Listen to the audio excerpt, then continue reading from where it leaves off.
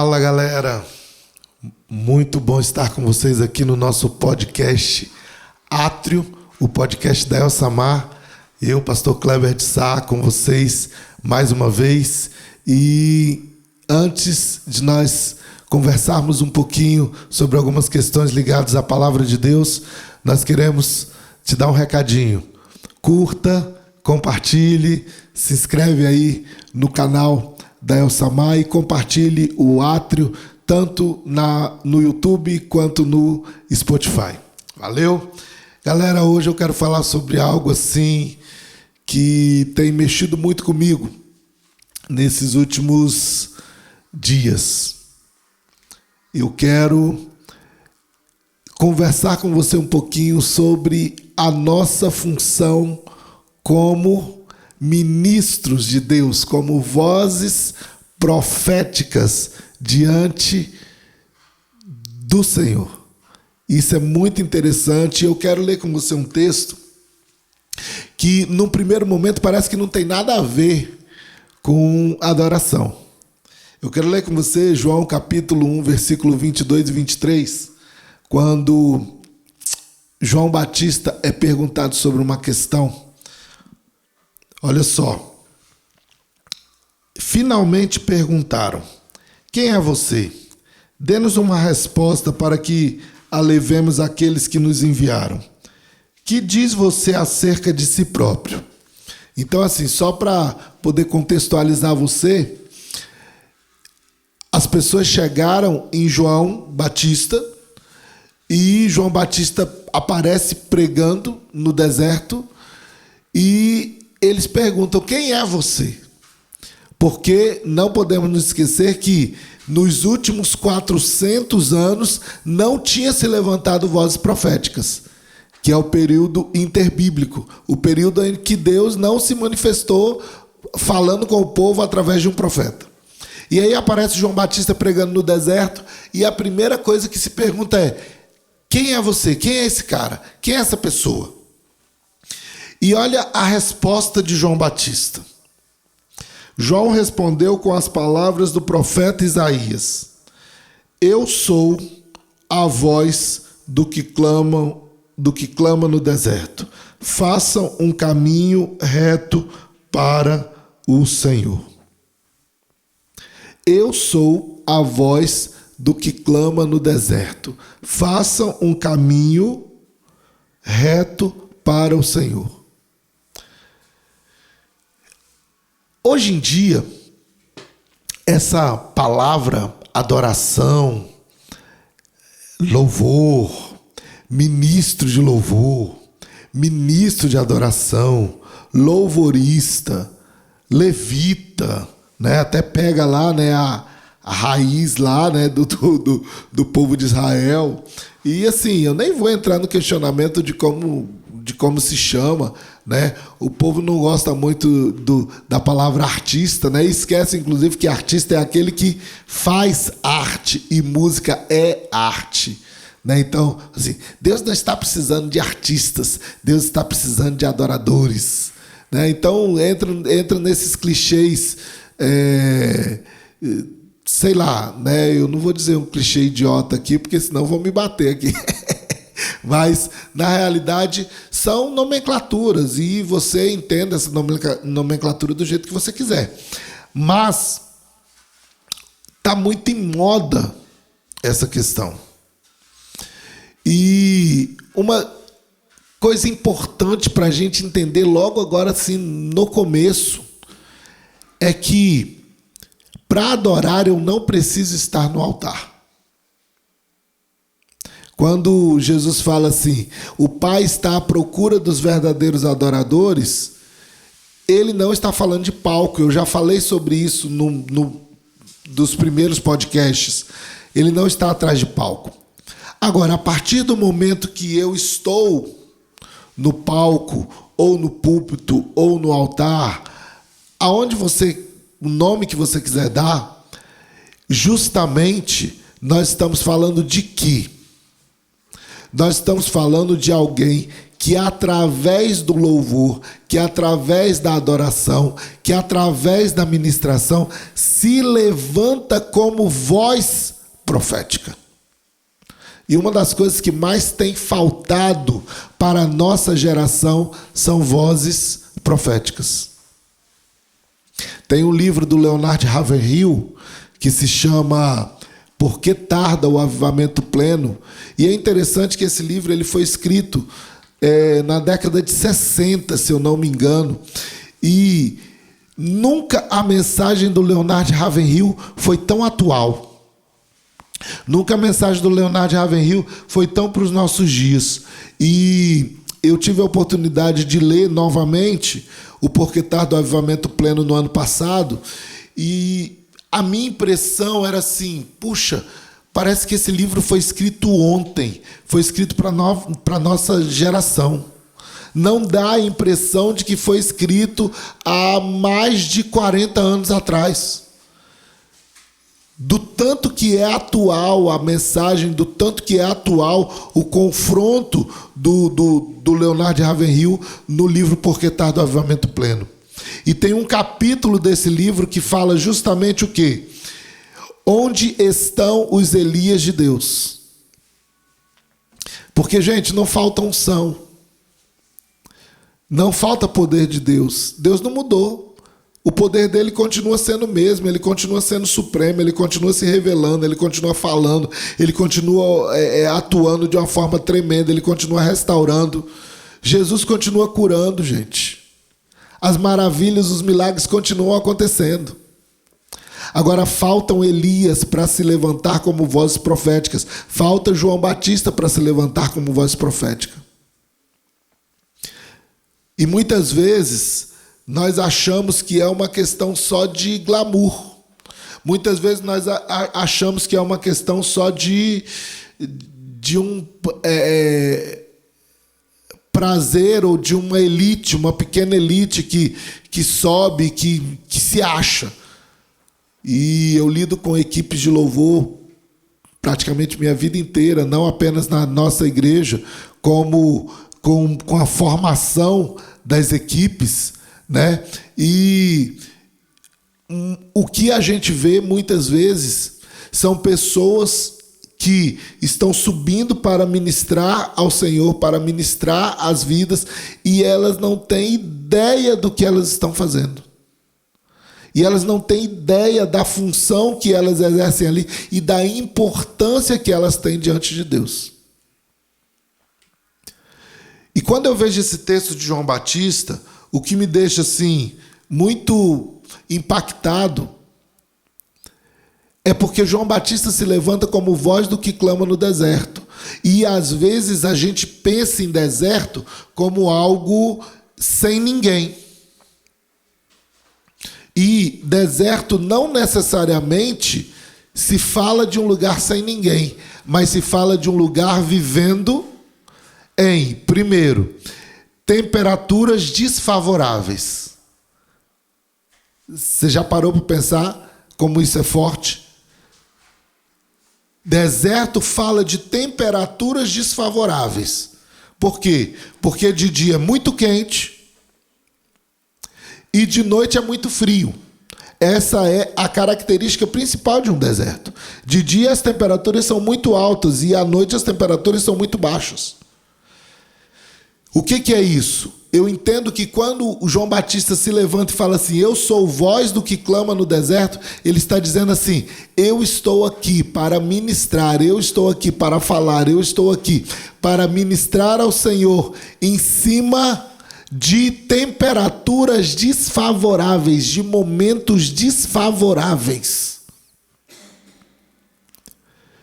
Em cima de momentos em que o povo precise de uma voz que os conduza. Moisés foi voz do que clama no deserto.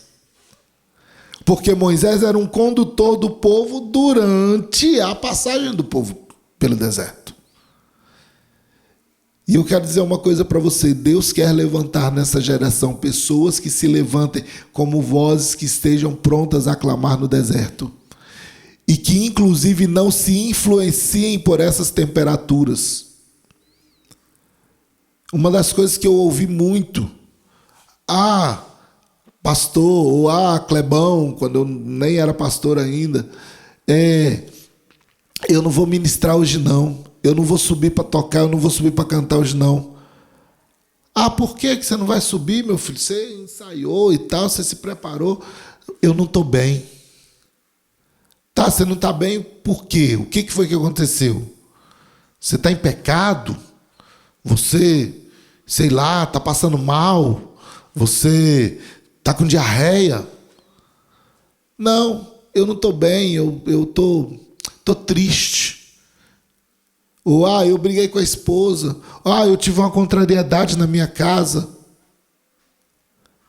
Eu quero dizer para você que Deus quer te levantar como voz profética em meio a temperaturas, a circunstâncias, a mudanças climáticas que são desfavoráveis.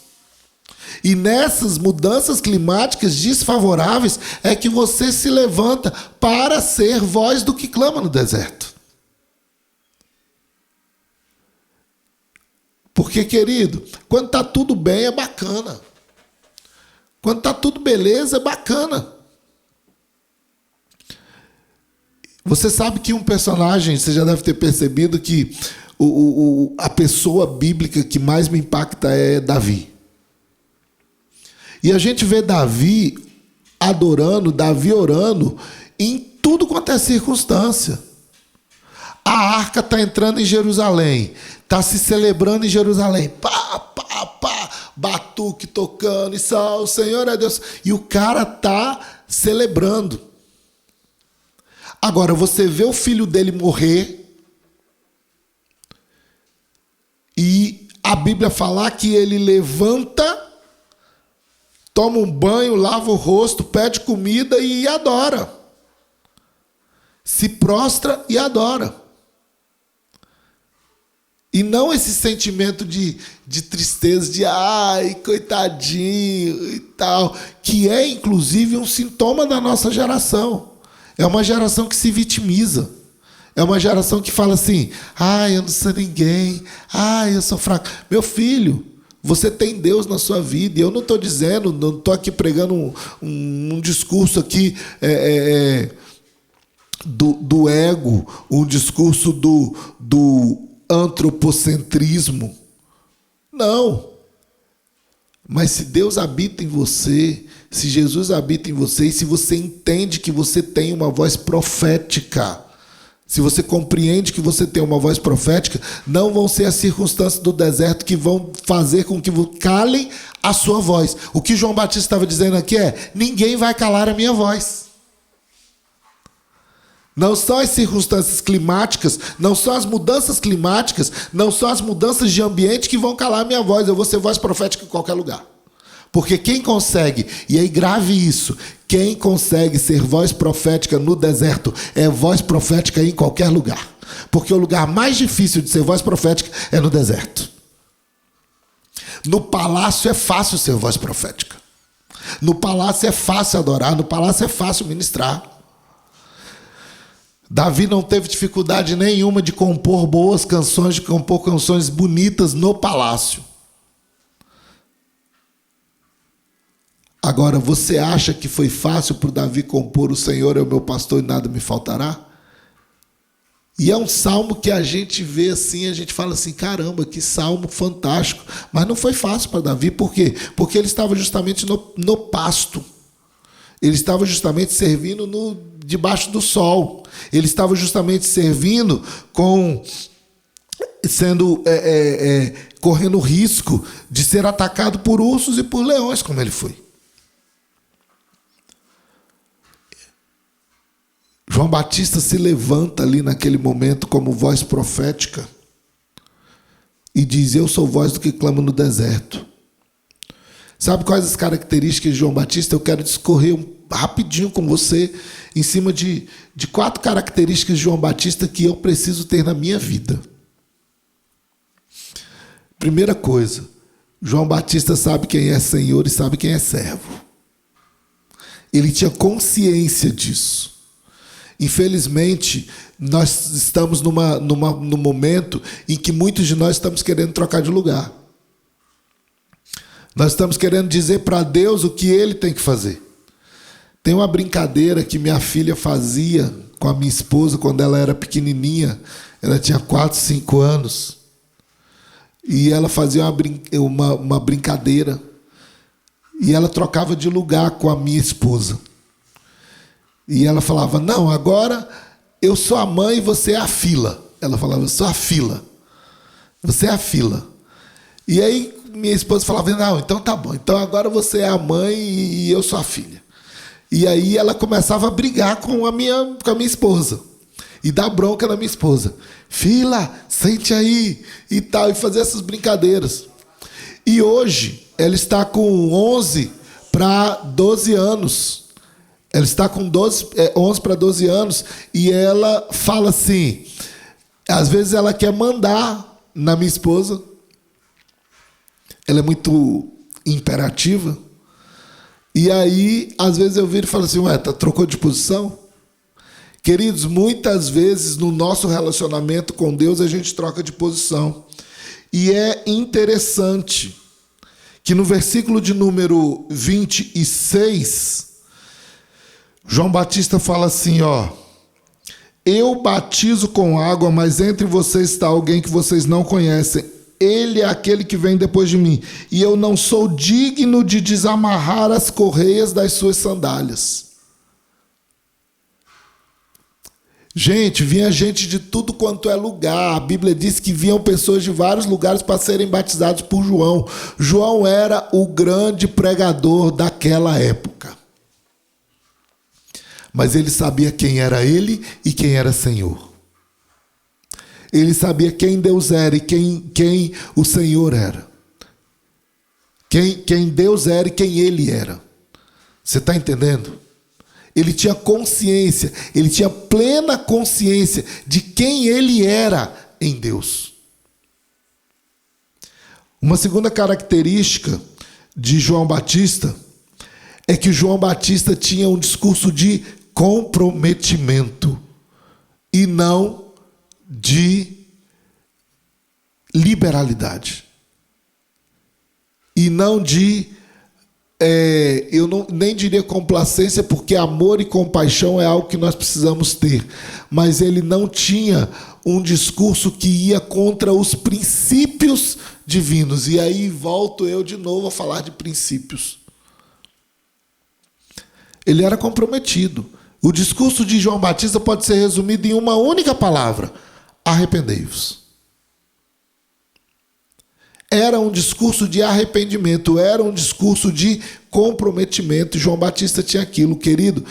Não tem como você ser um ministro de Deus, não tem como você viver vida de Deus se você não tiver o mesmo discurso de Deus. E o discurso de Deus é um discurso de comprometimento.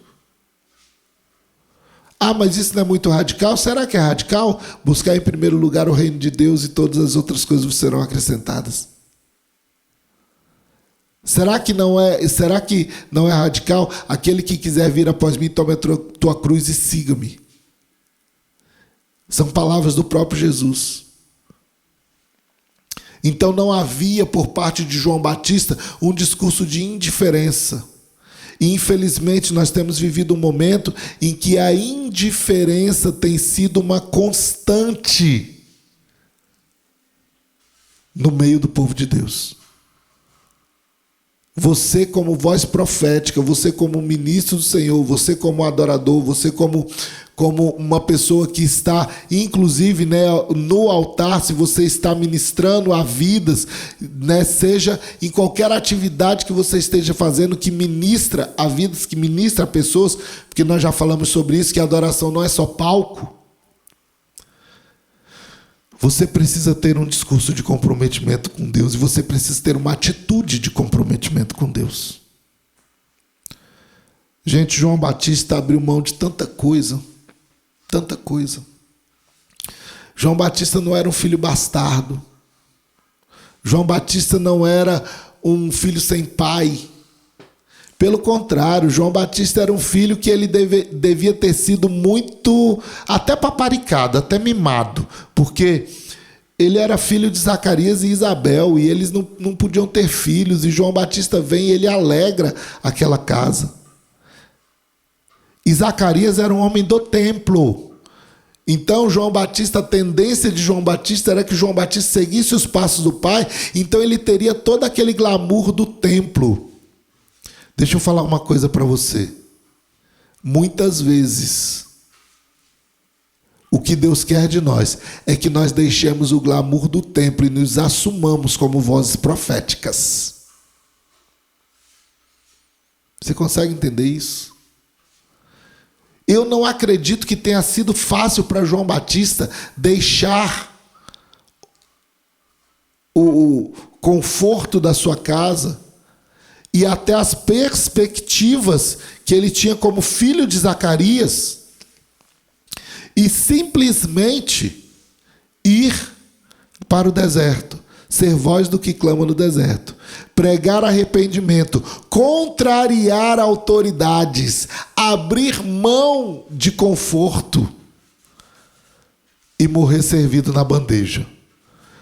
Porque muitos de nós estamos querendo honra, muitos de nós estamos querendo glamour, muitos de nós estamos querendo sucesso, e na realidade o sucesso que Deus tem para nós é a gente ter a cabeça servida na bandeja.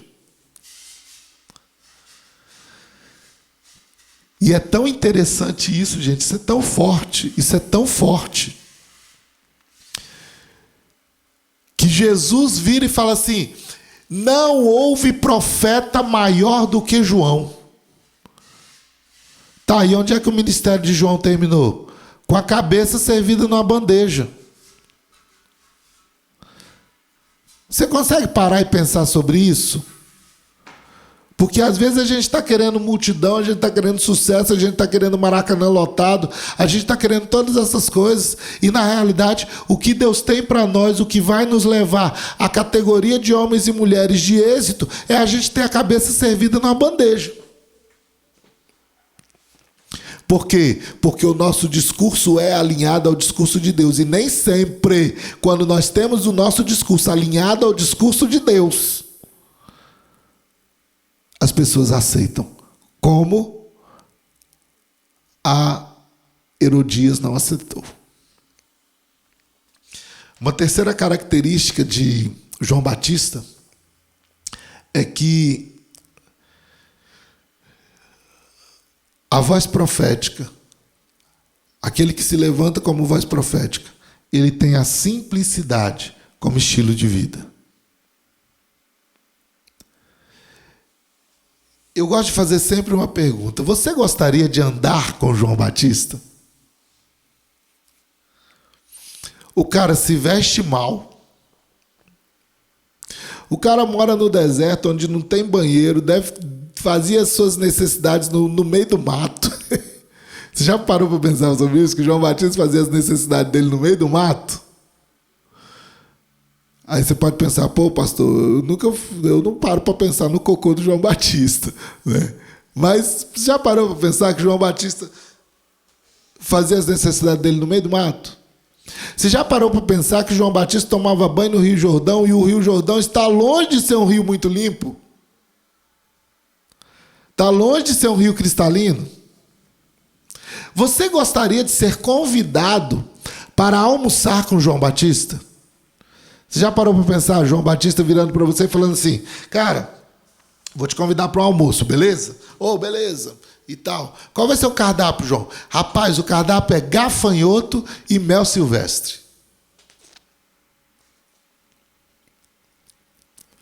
Sabe por quê? Porque o que forjava o caráter de João Batista, o que determinava quem João Batista era, nunca foi o que ele comia, onde ele morava, ou como ele se vestia. E sim, quem ele era de dentro para fora. Você consegue entender isso?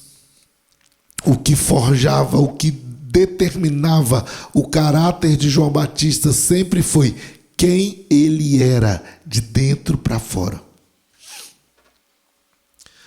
Eu tive a oportunidade de ministrar num congresso com um dos grandes cantores do gospel da minha geração. E o louvor estava sendo conduzido justamente pela minha banda e por esse cantor. E aí, era um congresso que ele aconteceu na Páscoa.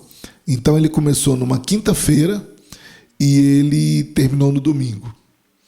E aí no sábado à tarde, esse cantor ia ministrar. Ele chegou, a organização do congresso colocou ele num hotel.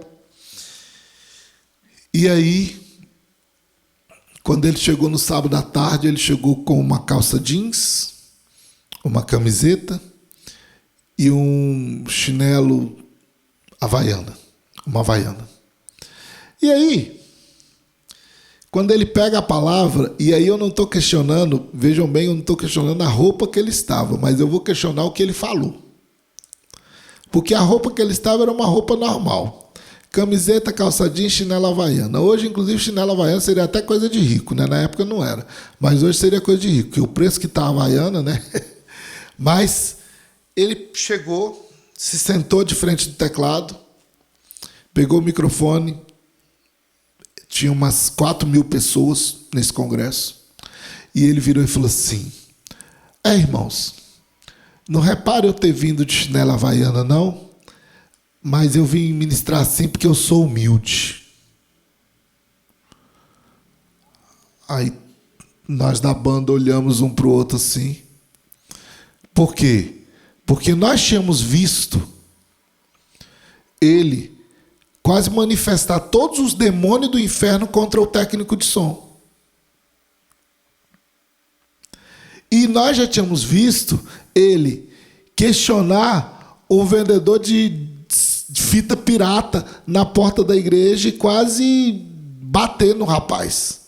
E eu nem estou falando aqui que pirataria é errada, é certo, não. Mas eu estou colocando que não é a minha roupa, não é a roupa dele, não é o carro que eu uso, não é a casa que eu moro, que determina o meu grau de simplicidade. Mas você percebe que João Batista não fazia isso para ostentar uma falsa humildade. João Batista não fazia isso para dizer assim: olha, venham a mim e se arrependam, porque eu sou o cara mais humilde e tal, e quando Jesus vier, ele vai ter que dizer para mim: olha, você é muito humilde, meu filho, entra no gozo do seu Senhor. Nada disso. Mas era saber quem ele era. E é fundamental, querido, que você saiba quem você é em Deus. Que você saiba que você não é nada, que sem ele você não é nada. E eu me lembro muito, esse eu vou citar, inclusive, né, um pastor amigo que eu trabalhei junto em Campo Grande, e ele falou para mim assim, Kleber, eu estava orando, e o Espírito Santo falou comigo assim: hoje eu vou te mostrar quem você é sem mim. E aí ele foi pregar, ele foi ministrar, e de repente ele ficou quieto. E ele ficou uns 10 segundos quieto. 10, 15 segundos quieto. E depois voltou a pregar. E aí depois ele foi contar para a gente que naquele momento o Espírito Santo tinha se retirado da vida dele. E ele ficou sem saber o que falar. E ele virou para a gente e falou assim: gente, como é que vocês não fizeram nada? Eu fiquei quase 5 minutos ali sem falar nada. E a gente virou e falou para ele: pastorzão, mas você não ficou esse tempo não. Você ficou no máximo 15 segundos. Sabe por quê, querido? Porque quando o Espírito Santo sai da nossa vida, quando ele se retira da nossa vida, por menor tempo que seja, parece que nós ficamos uma eternidade sem ele. Por quê? Porque sem ele nós não somos nada. É diferente, né? Eu coloquei logo no primeiro tópico que João Batista sabia quem era Senhor e quem era servo. Agora eu quero colocar novamente que João Batista sabia quem era o Senhor, mas agora sob um outro aspecto, um outro prisma. João Batista sabia qual era o lugar dele. Você está entendendo? Eu tenho uma regrinha comigo, quando eu fazia casamentos. Normalmente eu fazia casamentos e eu não ficava na festa. Quando eu ia para tocar casamento, contratado para tocar casamento, eu não ficava para festa, para recepção. E aí uma vez me perguntaram, por que você não fica nas recepções? Falei, gente, porque eu sei qual é o meu lugar. Eu não estou aqui como convidado, eu estou aqui como um prestador de serviço. Você já parou para imaginar o garçom sentando à mesa e participando da festa ao invés de servir as mesas? Eu estou ali para tocar. Aí, às vezes, quando o dono da festa era meu amigo e tal, e eu ia para tocar, e às vezes eu ficava na festa, mas normalmente eu não fico. Quem me conhece sabe disso. O grande problema que nós temos, muitas vezes, é que a gente não sabe o nosso lugar diante de Deus. E por isso que a Bíblia diz que aos humildes Deus honra, mas aos soberbos Deus abate. Porque, veja bem, quando Jesus começa o ministério, e olha, João Batista podia se achar o cara, viu? João Batista batizou Jesus, gente. Você já parou para pensar num negócio desse? Você já parou para pensar no orgulho que pode acontecer com uma pessoa de pensar assim, caramba, velho, eu batizei Jesus, eu sou o tal. Eu fui o cara honrado. Tá vendo aquele cara lá fazendo milagre? Quem botou a mão na cabeça dele fui eu. Quem jogou água na cabeça dele fui eu. E aí o ministério de Jesus começa. E os discípulos de João começam a seguir mais a Jesus. E as pessoas começam a seguir mais a Jesus. Sabe por quê, gente? Porque João pode ser o maior profeta da face da terra, mas ninguém é maior do que Jesus. Quando Jesus começa a agir, todos os Joãos ficam em segundo plano. Todo João fica em segundo plano. Todo Kleber fica em segundo plano. Todo José fica em segundo plano. Só que muitas vezes nós somos dotados de um espírito de inveja. Eu me lembro um congresso que nós fomos ministrar e nós tínhamos preparado uma música.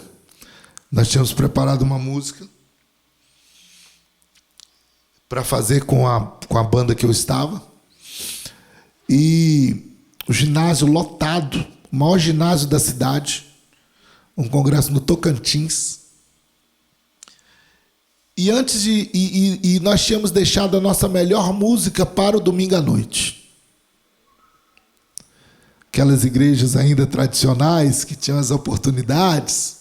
E nós tínhamos deixado a melhor música para o domingo à noite. E antes de nós termos a oportunidade de ministrar, de cantar ali naquele momento, uma outra equipe teve a oportunidade e eles cantaram a música que nós tínhamos preparado. E começou um desespero entre a nossa equipe, a gente muito novo, todo mundo muito novo. O que a gente canta, E a líder da equipe era a pastora Leiliane, inclusive, que faz o podcast teatro com a gente. E a pastora Leiliane teve uma sensibilidade, na época não era pastora ainda, era só líder, era nossa líder de jovens e líder também desse ministério, desse vocal, que era um vocal de moças, então a gente fazia só o instrumental para elas. E ela teve uma sensibilidade em Deus, assim, tamanha, por quê? Porque a galera queria, por tudo, que nós cantássemos a mesma música. Inclusive porque, como nossa banda era muito boa, a ideia de início foi assim, cara, vamos detonar esses caras. Gente, nós estamos falando de culto. Outro dia eu falei para o nosso Ministério de Louvor aqui, eu falei assim, olha, louvado seja Deus que nós vivemos na dispensação da graça, porque senão todo culto ia morrer meia dúzia no altar. Nós estamos falando de culto, cara, e o espírito de competição vindo, que é o que muitas vezes acontece. Por isso que eu cito sempre aquela frase que eu acho que é de Martinho Lutero, quando Satanás caiu do céu, quando Lúcifer caiu do céu, caiu no meio do meu coral. E aí a pastora Leiliane, na época ainda não era pastora, mas ela teve uma sensibilidade no espírito tão grande. E ela virou e falou, que é isso, gente? Nós estamos aqui para ministrar, nós estamos aqui para louvar o Senhor. Nós vamos louvar com a mesma música que nós cantamos no domingo de manhã. E, gente, não dá para comparar a música que a gente preparou para a noite com a música da manhã em termos técnicos, em termos de rebuscamento. E, inclusive, eu me lembro que o baixista ficou tão revoltado, mas tão revoltado, que depois disso, inclusive, ele saiu da banda, ele não ficou com a gente. E nós ministramos uma canção muito simples. E foi tanto poder de Deus. Deus se manifestou de uma forma tão profunda ali naquele lugar. E as pessoas ouvindo o louvor que saiu da nossa boca, que nós mesmos não merecíamos não, porque a gente estava muito irado. Mas alguns naquela equipe ali, eles já entendiam esse princípio. Eu nem vou dizer para você que eu entendia, talvez eu não entendesse ainda. Eu acho até que eu não entendi, eu tenho certeza disso. Acho não, tenho certeza. Mas eu sei que tinha gente ali que entendia. O que nós estávamos fazendo ali? Quem nós éramos em Deus? Quem nós somos no Senhor? Nós entendíamos o que João Batista falou. Convém que ele cresça e eu diminua. E por misericórdia, e por honra, por misericórdia a nós e por honra àquelas pessoas que já entendiam isso, Deus se manifestou e derramou da glória dele. E as pessoas, quando nós estávamos cantando, as pessoas começaram a chorar, começaram a glorificar e começaram a louvar o Senhor de uma forma que não tinha acontecido ainda nos 3 dias daquele congresso. Sabe por quê? Porque nunca é sobre nós, é sempre sobre Ele. Nunca é sobre nós, é sempre sobre Ele. João Batista, quando eles começam a querer, porque o que eles quiseram foi desenvolver um espírito de inveja em João Batista. E aí João Batista responde assim: convém que ele cresça e que eu diminua. Convém que ele esteja no centro e eu nos bastidores. Convém que ele apareça e eu não. Aquela musiquinha do Deigman, né? Mais de ti e menos de mim. Que ele cresça, que eu diminua, que ele apareça e que eu me constranja em sua presença. Que a presença dele seja tão forte que eu fique pequeno diante da presença dele. Que Deus te abençoe. Que Deus te levante cada vez mais como voz profética, como voz que clama no deserto, acima de qualquer circunstância.